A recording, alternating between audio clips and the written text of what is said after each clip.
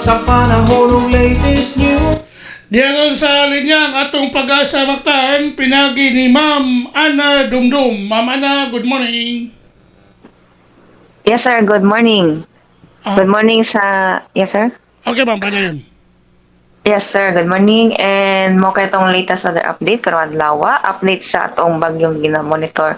Mas ni Typhoon Inday medyo ni hinay na siya. Nakini sa 620 kilometers silangan sa Basco, Batanes.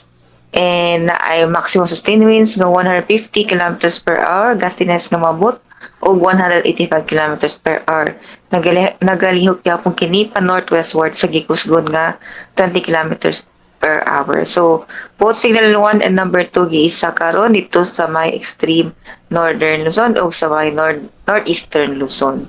And posibleng kini si Inday magawas sa atong area of responsibility ugma sa gabi o dili ba sa Domingo sa Kabuntagon.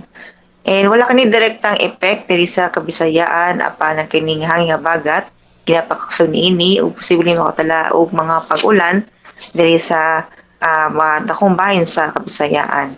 And sa tong hangin ug sa kadagatan, kasarangan ngadto sa kusog nga hangin sab ang magapasulabi and ang kadagatan kasarangan ngadto sa Balaron ang kahintang. And diri sa Subo kadagatan na ay pagtaob alas 6:02 Kabuntagon muna sa inig alauna sa 27 unyang hapon. And atong temperatura ay naa sa 26 to 31 degrees Celsius ug ang adlaw mo silang alas 5:29 sa buntag. And musalo pala sa isisiutso unyang hapon. Mo ka na itong latest weather update, kini si Ana Dumdum and may buntag daghang salamat. Salamat kay Ma'am Ana Dumdum sa pag-asa maktaan. Isa pa yan, sir. Okay, good morning.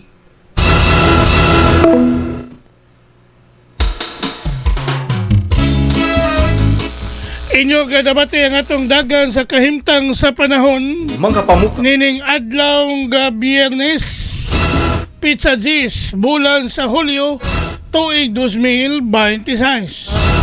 Pinagi ni Ma'am Ana Dumdum ang atong weather specialist gikan sa pag-asa maktan nga naghatol sa tong dagan sa kahimtang sa panahon kon weather update. Sa TV station. Salamat kayo sa pag-asa maktan ug mayong buntag kanatong tanan.